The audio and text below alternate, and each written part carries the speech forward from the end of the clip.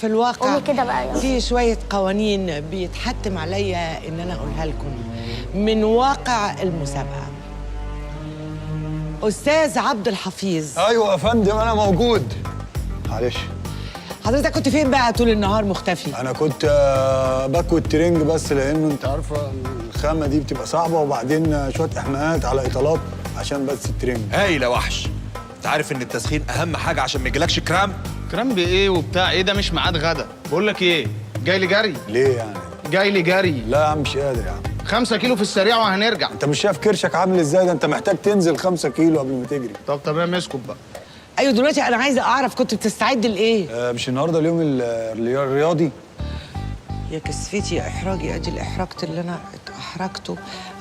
أيوة فعلا، بس المفروض قوانين اللجنة بتقول إنك لا يمكن تغادر المكان إلا بإذن مسبق. لا انا ما غادرتش المكان، انا كنت موجود فوق سطح المقر عشان الشمس زي ما حضرتك عارفه، والعظم فيتامين ش بقى. فيتامين ايه؟ فيتامين ش شمس. ايه فيتامين ش ده؟ اسمه فيتامين د. لا ده من 9 ل 11، انما من 12 لحد المغربيه فيتامين ش عشان بتاخدها مكثفه. هنحط عادي عليكم تحت الستارز تيجوا. احنا هنحط عليكم عادي هنا او في النادي. احنا صاحبي توب ده الشيء بحبه هوب. اللي بينا عيش وملح مش حليب وبيت في شوب.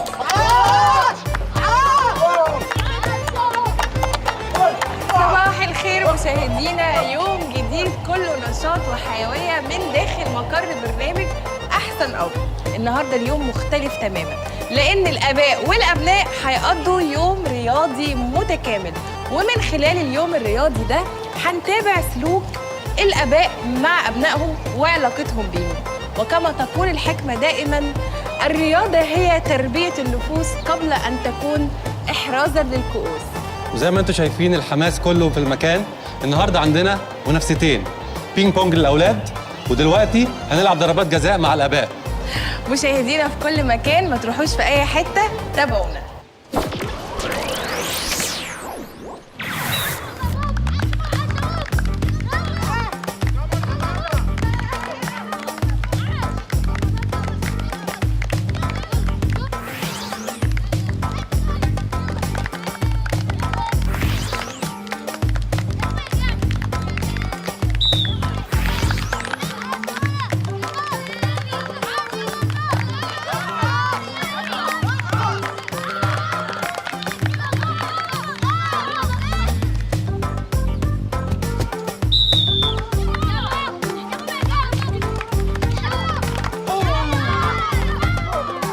ودلوقتي ميعادنا مع التحدي اللي كلنا مستنيينه، تحدي ضربات الجزاء بين الاباء. هنشوف فريق استاذ منير هو اللي هيكسب ولا استاذ عبد الحفيظ. داخل كابتن ابراهيم، داخل وبيسرح شعره. الله عليك، جول. لا صويت طبعا. وكده يبقى 1 لفريق استاذ عبد الحفيظ. داخل كابتن مجاهد ابو عمه، داخل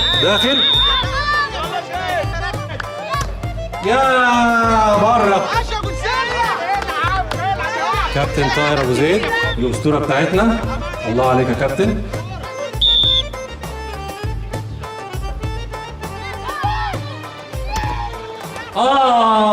في الشارع برضه، برافو عليك.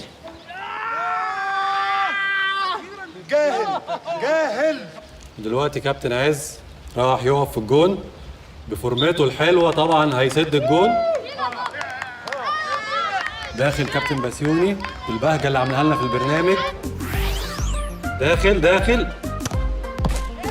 قبل الصفاره. مش هينفع الحكم لغاله. لا يا جماعه، لا نهدى شويه يا جماعه، مش هينفع كده. دي خناقه جامده جدا، واضح ان في ناس كتير هتتعور. بصي علي ابن بسيوني بيتخانق مع الحكم.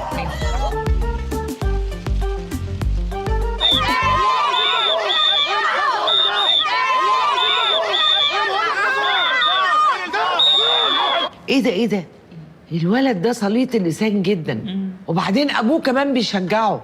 ده هو السبب الخناقه مع الحكم. حد طفل زي ده يتخانق مع حكم؟ داخل كابتن منير، مسيو منير، داخل الكره المهمه جدا بالنسبه له. اه